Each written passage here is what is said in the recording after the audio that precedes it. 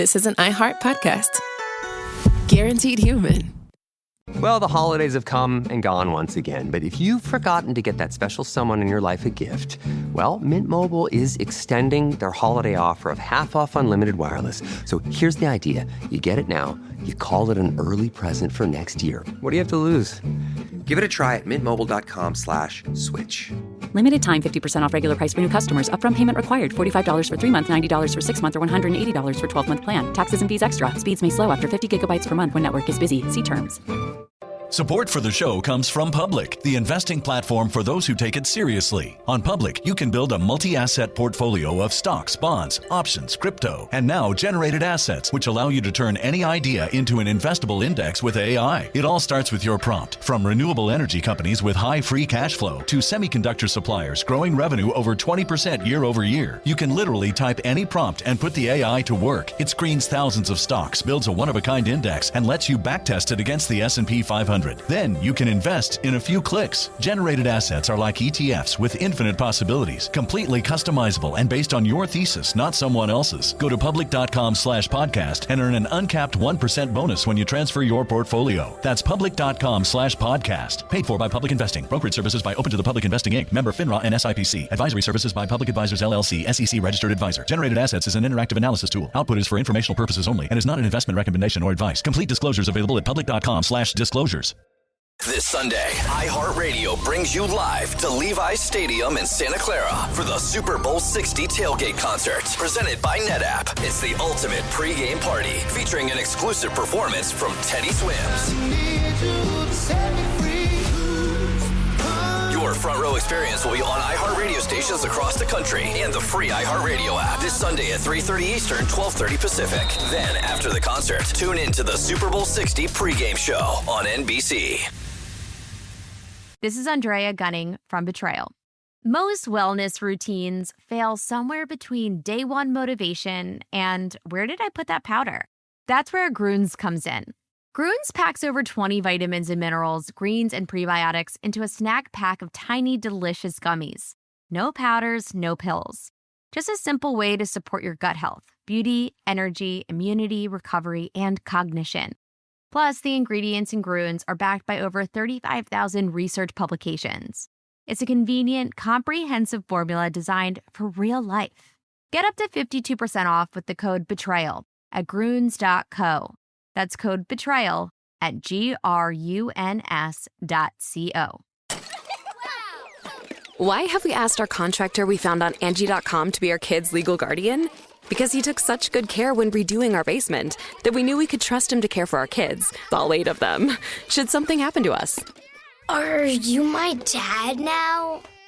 No, sorry, I do basements. Connecting homeowners with skilled pros for over 30 years. Angie, the one you trust to find the ones you trust. Find pros for all your home projects at Angie.com.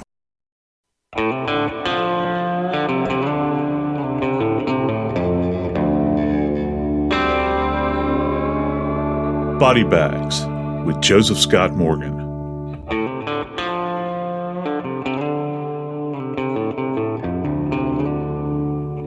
There's a well-worn adage that talks about death by 1,000 cuts. It implies that it's slow and it's painful, something that no one would ever want to endure. For years, I handled cases involving sharp instruments.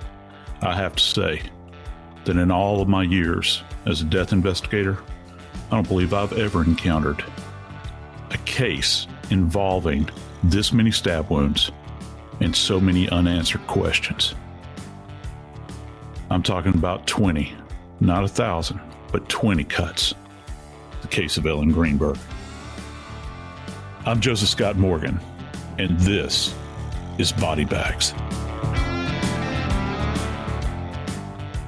Today I'm joined by my friend Jackie Howard, who's the executive producer of Crime Stories with Nancy Grace.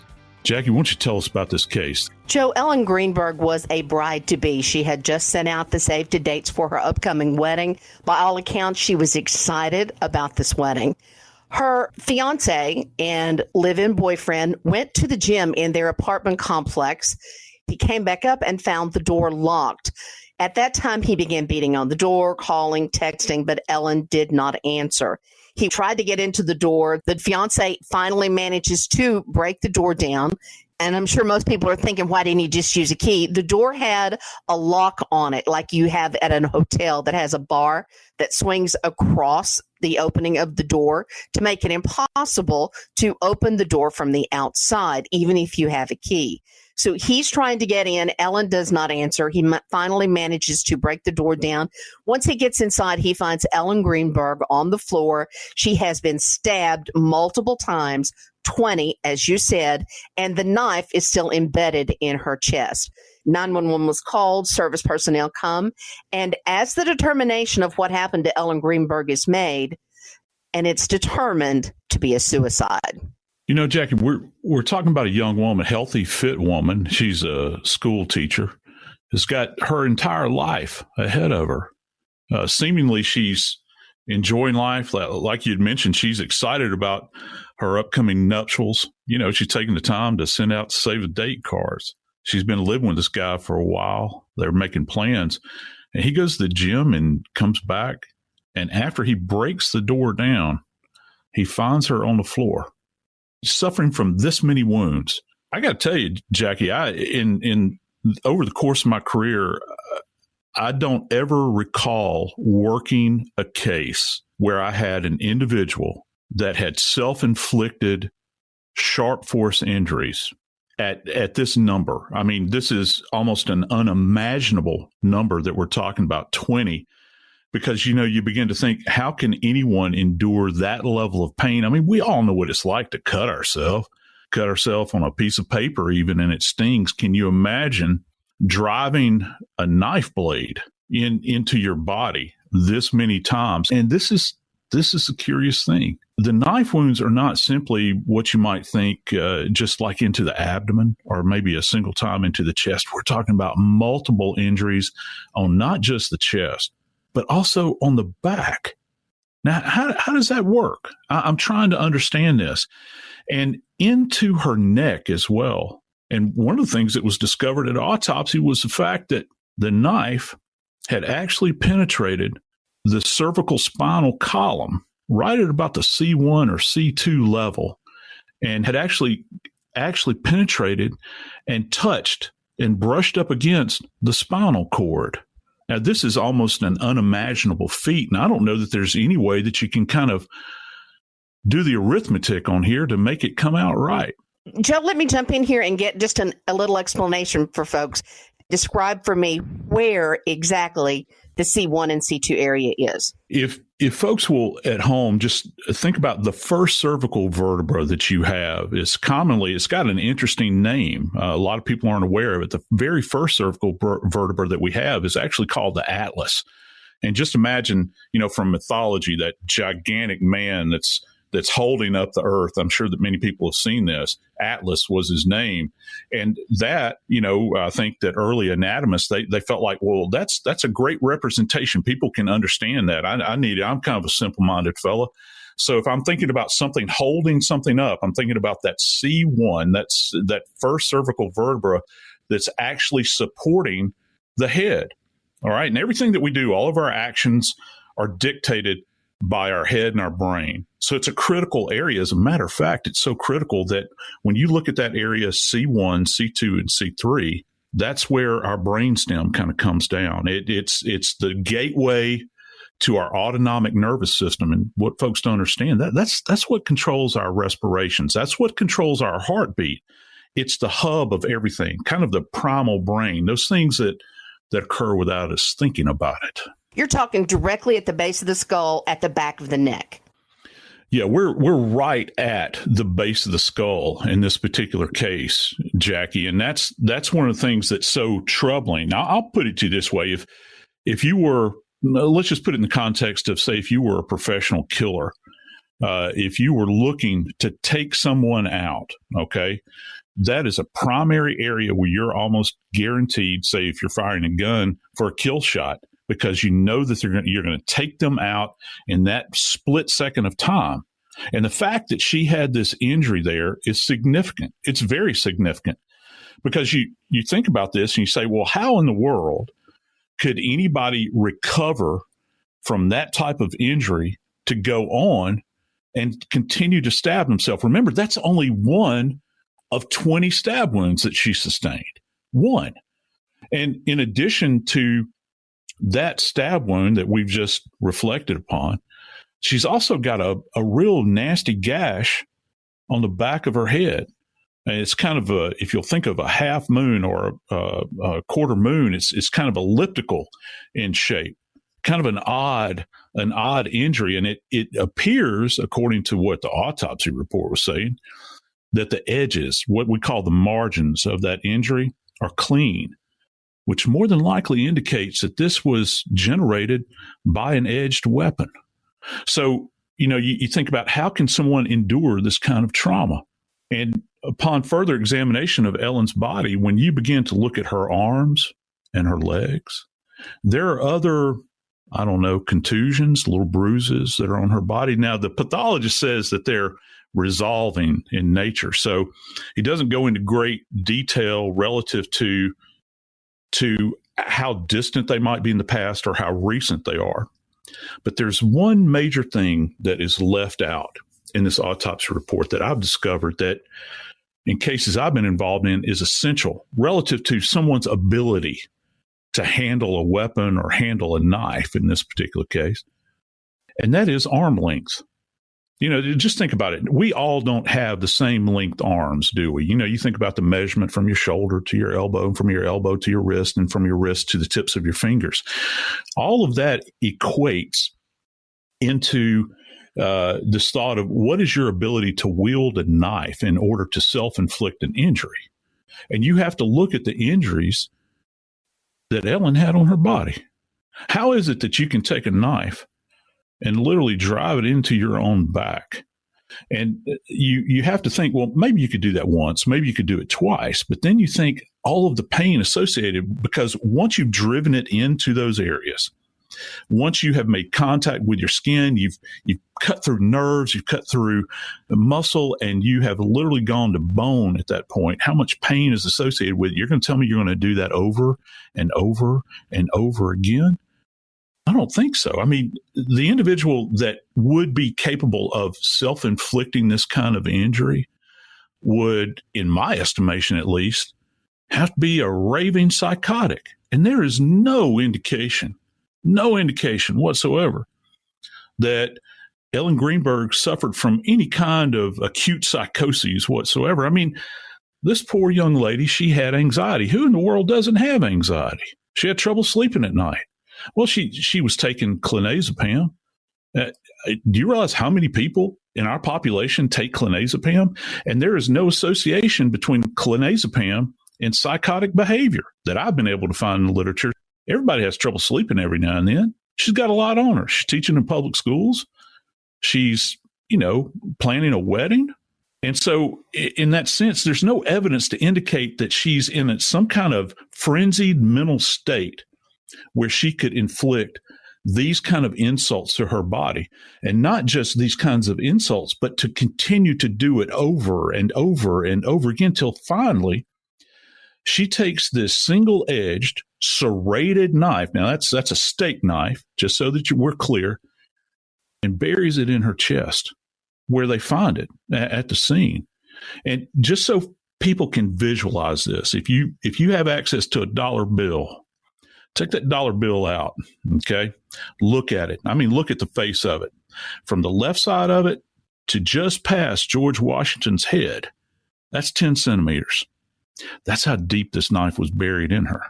So you think about that and think about all of the pain associated with that. It really is a head scratcher, Jackie. Joe, I want to take a step back to something that you mentioned a minute ago. I had never thought of arm length in relation to this case, although obviously it is a very important part. But what I was thinking about was flexibility. I mean, I'm very lucky to be able to scratch the back of my neck when or the back of my shoulder blades when I have an itch, let alone to be able to hurt myself, to stab myself in the back. Is it possible that despite your arm length, that your flexibility gives you the capability to create these kind of injuries? Jackie, I got to say, it's an excellent question. You begin to think about this, and it's like, okay, if you are that flexible, all right, let's say she's in tip-top physical shape. Maybe she does yoga. She can stretch. She can bend. I mean, she probably do a lot better than my old body could do. And you think about doing this maybe once to be able to manipulate a knife, and everybody at home kind of think about how you would have to hold the knife in order to inflict this injury. So you would have to turn the knife so that the tip is facing your face, the tip of it. You're looking down the long axis of the blade. Blade edge is probably up.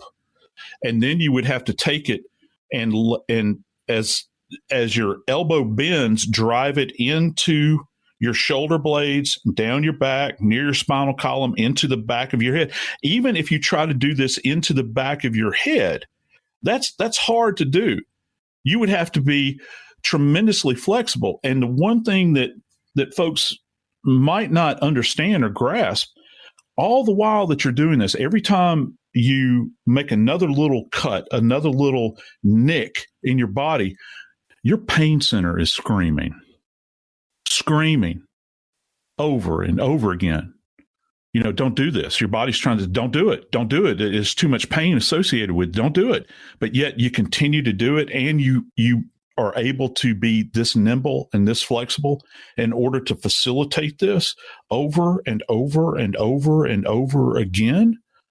It's absolutely mind-blowing. That's why myself and a lot of other colleagues of mine that have taken a look at this case that are forensics folks, we don't understand how plausible this could be, that someone could actually do this and self-inflict these insults to their body. But there's really no clear answers to this case. One of the fascinating things is this: when the autopsy was completed, it was determined that she had stabbed herself, according to the ME, in several vital areas. I mean, areas in her body that would absolutely lead to death. She's got both sides of her chest cavity and her lungs are filled with blood. Okay.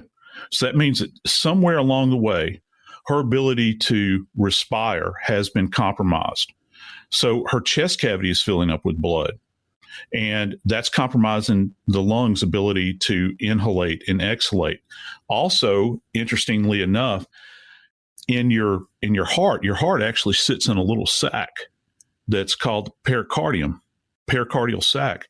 That's been nicked. Well, not only has it been nicked, the aorta has been nicked, and that's the major vessel that comes off of the heart that supplies the rest of the body with oxygenated blood. That pericardial sac around the heart, it's becoming engrossed with blood as well. So the heart is laboring to beat all of this time.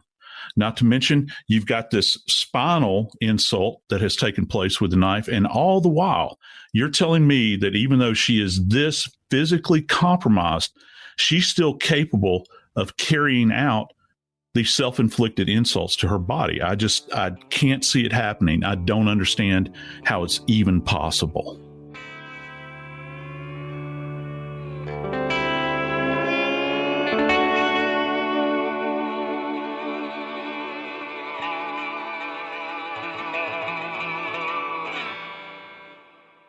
Support for the show comes from Public, the investing platform for those who take it seriously. On Public, you can build a multi-asset portfolio of stocks, bonds, options, crypto, and now generated assets, which allow you to turn any idea into an investable index with AI. It all starts with your prompt. From renewable energy companies with high free cash flow to semiconductor suppliers growing revenue over 20% year over year, you can literally type any prompt and put the AI to work. It screens thousands of stocks, builds a one-of-a-kind index, and lets you backtest it against the S&P 500. Then you can invest in a few clicks. Generated assets are like ETFs with infinite possibilities, completely customizable and based on your thesis, not someone else's. Go to public.com/podcast and earn an uncapped 1% bonus when you transfer your portfolio. That's public.com/podcast. Paid for by Public Investing. Brokerage services by Open to the Public Investing Inc. Member FINRA and SIPC. Advisory services by Public Advisors LLC, SEC registered advisor. Generated assets is an interactive analysis tool. Output is for informational purposes only and is not an investment recommendation or advice. Complete disclosures available at public.com/disclosures. This Sunday, iHeartRadio brings you live to Levi's Stadium in Santa Clara for the Super Bowl 60 tailgate concert, presented by NetApp. It's the ultimate pregame party, featuring an exclusive performance from Teddy Swims. Your front row experience will be on iHeartRadio stations across the country and the free iHeartRadio app this Sunday at 3:30 Eastern, 12:30 Pacific. Then, after the concert, tune in to the Super Bowl 60 pregame show on NBC.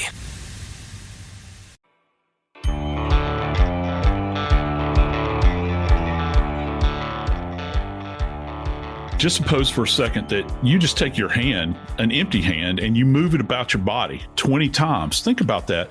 That requires a certain amount of energy in order to facilitate this. You begin to think about this poor young woman, Ellen Greenberg. She's holding a knife in her hand, a serrated edged knife nonetheless. And what they're trying to tell us is that as she's holding this knife, she is inflicting all of these injuries to her body, compromising her lungs, her heart, and potentially her brain. And yet she's able to keep up this pace with a lack of oxygenated blood. Remember, what the pathologist is saying in the autopsy report is that steadily her chest cavity on both sides is filling up with blood. Her pericardium, which actually encases the heart, is filling up with blood.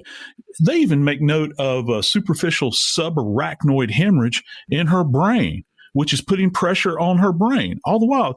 And they expect us to believe that she could facilitate inflicting all of these injuries upon herself, while all the while just so slowly depriving herself of much needed oxygenated blood. I got to tell you, I'm just not buying it. I don't see how it's physically possible for her to have done this in her apartment, there all alone. How is this possible that she could have done it? And you know what? It's not like she wandered over the entire apartment while she's doing it. Everything that occurred appears to have occurred in one spot, and that's in her kitchen. Joe, let's talk about the forensics itself. We've talked about the body and the wounds that she had, but let's talk about the forensics of the room itself. We know that the door was broken. We know that Ellen was found with the knife still in her body. She was found in a seated position, which I think most people find odd. What strikes you about this scene? I think the fact that she is seated in an upright position, it almost seems unnatural, doesn't it? And the fact that this boyfriend that discovered her, he would have made note of that at that time, that she was in this position with a knife in her chest, and didn't lay her to the floor. You know, they gave him a directive to start CPR on her, but he's saying she's got a knife in her chest. Can you imagine this? And it was probably a horror show in this environment. There's probably blood all over the floor. It's all over her, obviously. It's going to be on her hands. And this knife, I've actually seen the pictures of the knife. The blood is just encrusted around the handle of the knife, as well as on the surface of the blade as well. They had to remove it at autopsy. So you begin to think about this. It seems almost unnatural. But one of the really curious things about this, Jackie, is that we know that gravity is a constant force in the universe.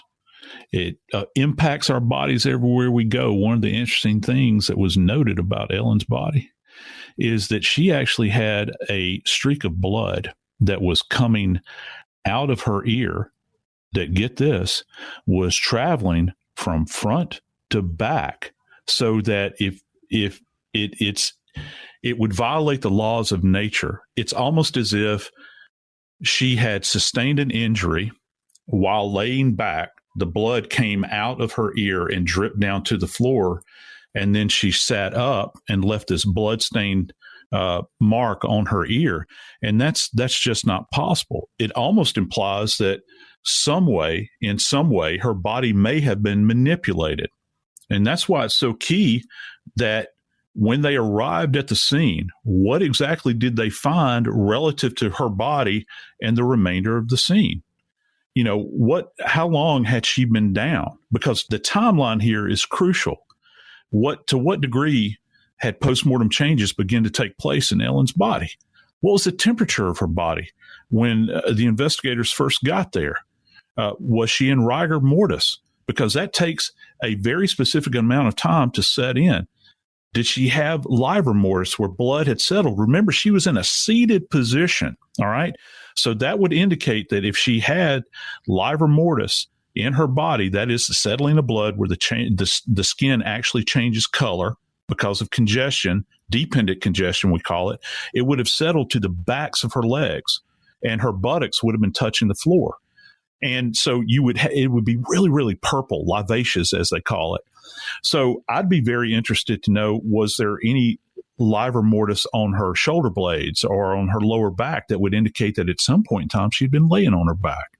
So all of this is key. It just doesn't necessarily marry up. Joe, let's talk a little bit more about the room itself. The door was locked.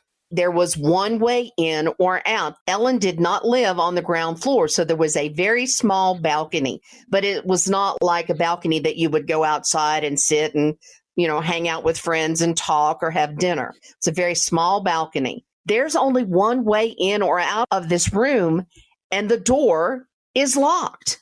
Jackie, that's a good point. I've always imagined this apartment to look somewhat like maybe an extended stay suite that you would find out on the road in a hotel. And the one thing it has in common is one of these interior swing locks. And I'm sure that many people that are listening have had access to these. It's got the one little bar that's attached to the door itself, and then it's got this kind of gate that swings over that one little bar. And if you try to open the door, even after the deadbolt is off and you kind of swing, that little bar catches on that handle, on that swing, and it prevents it from opening any further. That was physically in place, according to the boyfriend, when he came to enter the apartment. As a matter of fact, he reports getting rather upset with her. He's texting her, he's saying, look, don't be playing around, or whatever it was that he had stated. Let me in. I don't know what's going on. And of course, he eventually had to force his way into the apartment. How is this possible with the swing lock that this would have been in place? He could not have gotten in. And we've got a woman that is essentially seated in the kitchen that has sustained 20 stab wounds. But to my account, it would seem that it's not possible for her to have self-inflicted these wounds, Jackie. I just don't see how that's plausible. There's only one way into this place. You've got a single entrance in an interior hallway. I don't see anybody leaping off of that balcony down out of this multi-story building. I think that they'd probably wind up breaking their ankles or breaking their leg. How is it possible that someone could have come and gone without them being seen?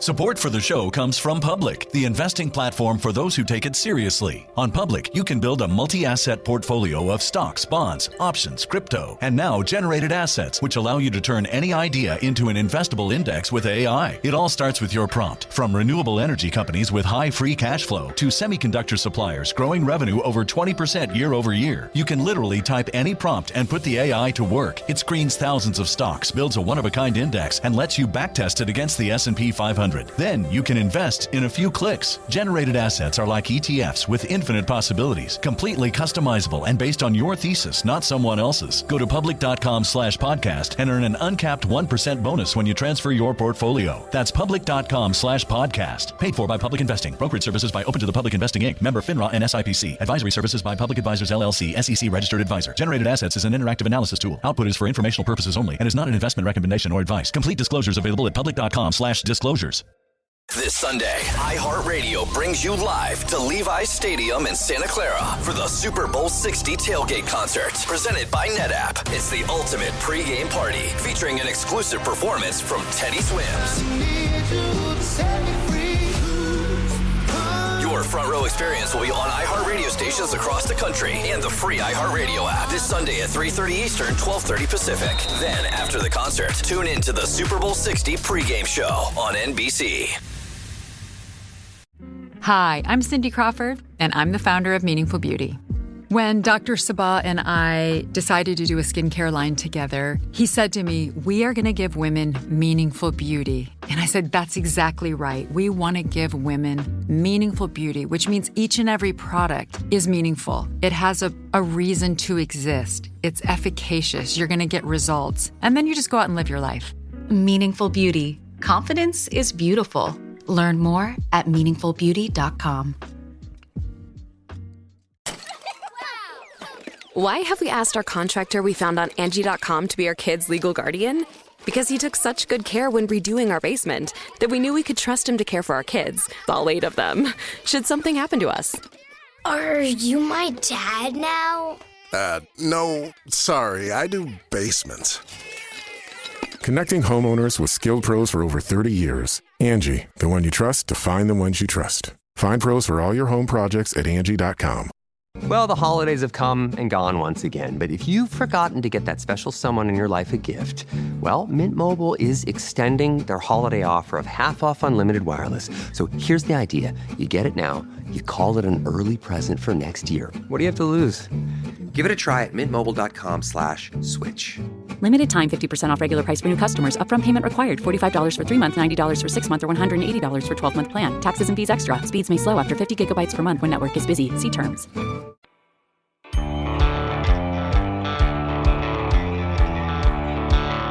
Jackie, I don't know that there's necessarily any clear answers in the case involving Ellen Greenberg's death, but I can tell you this. I know there's somebody out there that does want answers, and that's her mom and dad, because for 10 years now, they've been searching for someone to tell them definitively what happened on that day that their daughter passed away. Joe, you're absolutely right. The Greenbergs have been fighting for a very long time now to get this ruling of suicide changed. They have been to court.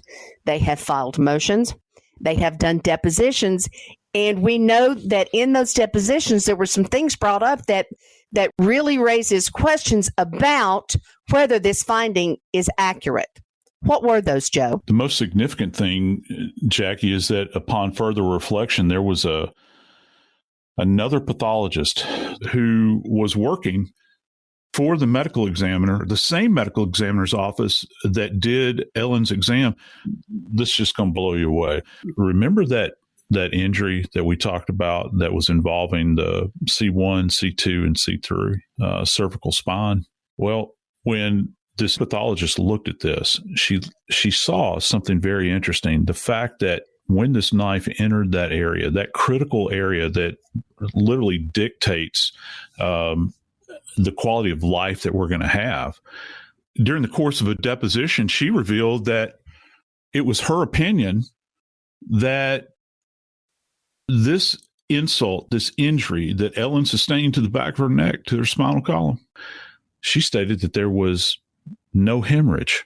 There was no hemorrhage in that specific area. And you have to factor that with this. The head and the neck are arguably the most vascular areas in our body. And what that means is that there is more blood supply probably going to that area of the human body because the brain requires so much oxygen. So you're going to tell me that you're going to insert a knife into this area and there is no significant hemorrhage surrounding the spinal column.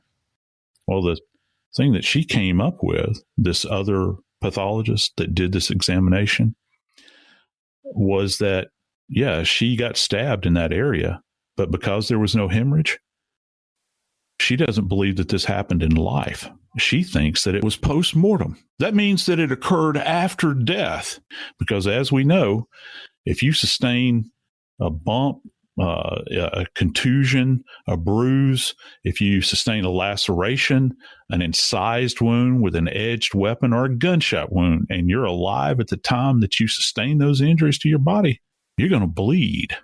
Ellen Greenberg, according to this pathologist, didn't bleed in that specific area. And that specific area is key to this, Jackie.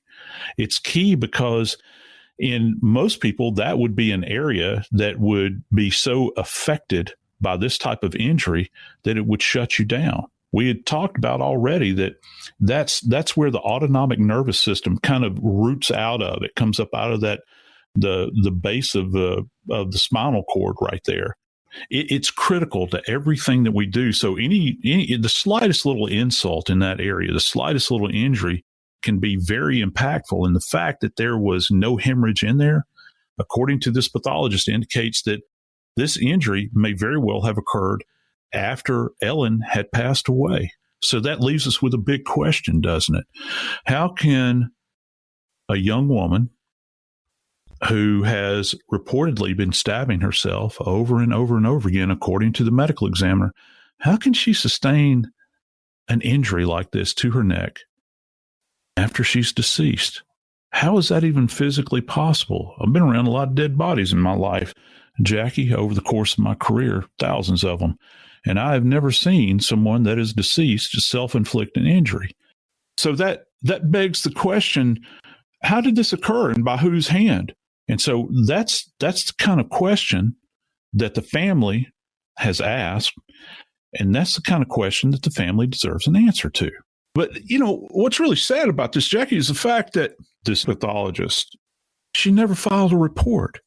Here the family is, they're asking for answers. I'd say that this is a pretty big answer. This is a big piece of information from an investigative standpoint that the family should have known immediately. It took a deposition in order to pull this data out. So, Joe, I am by no means, I'm not even a forensics beginner. I don't even have to go that far, because all I have to look at, and I think most lay people, all they have to look at is the fact that Ellen Greenberg had 20 stab wounds that were supposedly self-inflicted. And I'm standing here on the outside looking in going, there is no way that you can stab yourself 20 times and it be considered a suicide. So explain it to me, Joe, how this could have been ruled a suicide to begin with. Let me correct you on something there, Jackie. This case was not originally ruled a suicide. In the first iteration of this thing, the ME had come out and said that they thought that it was a homicide. So what changed along the continuum here to make them suddenly do an about face, say, oh, well, it's not a homicide. This is obviously a suicide. Obviously a suicide. Okay. Obviously, no equivocation. This is a suicide. A suicide involving 20 self-inflicted stab wounds. That's obvious that this is a suicide. And, it defies, I think, on many levels, logic that this could, in fact, be a suicide, because we're talking about a young woman who has not expressed any kind of what psychiatrists refer to as suicidal ideation. And yeah, I know that people do on occasion take their lives, and they haven't sent up any signals. But in this particular case, she seems as though that she was rather stable in the world that she was existing in. And yeah, she suffered from anxiety, but she wasn't stark raving mad, where she would take a steak knife and plunge it into her body 20 times. It doesn't balance. This equation doesn't balance at the end. What's so striking about this case is that not only was she in a locked apartment and the boyfriend had to make his way through this gate lock on the door, and that she had blood streaming out of her ear that's consistent with her laying on her back, and that she has taken a steak knife and plunged it into her body 20 times, and then to boot leaves the knife embedded in her own chest. It gets a bit more murky because, initially, as I've stated, the pathologist had actually originally ruled this as, in fact, a homicide. But then they did an about face and changed it to suicide. One other odd thing is that out of all the people in the world that the medical examiner could have referred this case to, they referred this case for further examination by one of the most renowned neuropathologists in American history. And that's Dr. Lucy Rourke, who's up in Philadelphia. The pathologist claims that Dr. Lucy Rourke actually examined Ellen's spinal cord. Well, guess what? Dr. Rourke says that she never was involved in this case. And this, of all cases, is one that you would want to have a neuropathology consult on because of the injury to the spinal cord. She says she never saw the case. So that adds another layer. And I think that now we can begin to see why the parents would be so suspicious about this case, why they have so many questions that have remained after a decade unanswered, or at least the answers that they've been given are not satisfactory. I'm Joseph Scott Morgan, and this is Body Bags.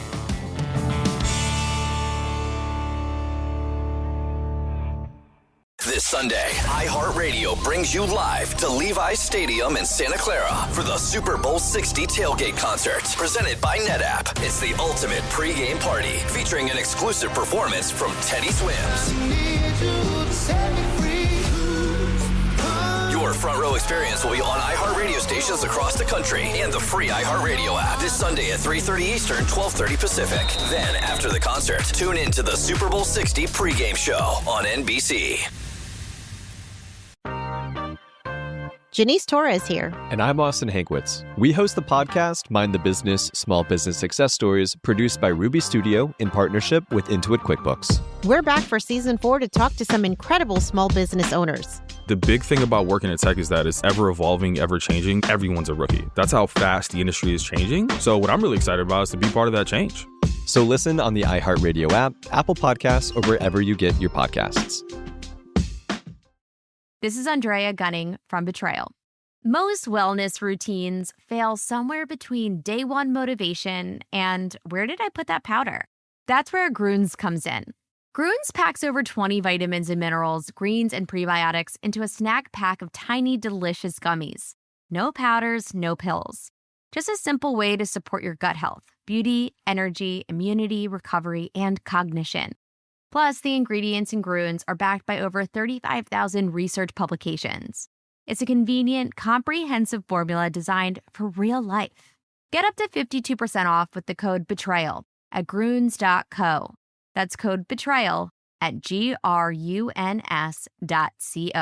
Are you a fraud-paying American? 1 in 4 tax-paying Americans has been a victim of identity fraud.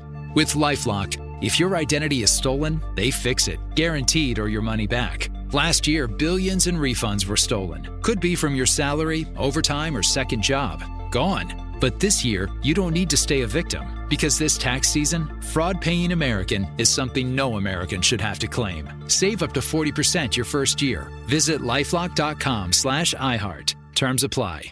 Owning a home is full of surprises. Some wonderful, some not so much. And when something breaks, it can feel like the whole day unravels. That's why HomeServe exists. For as little as $4.99 a month, you'll always have someone to call. A trusted professional ready to help, bringing peace of mind to 4.5 million homeowners nationwide. For plans starting at just $4.99 a month, go to homeserve.com. That's homeserve.com. Not available everywhere. Most plans range between $4.99 to $11.99 a month your first year. Terms apply on covered repairs. This is an iHeart podcast. Guaranteed Human.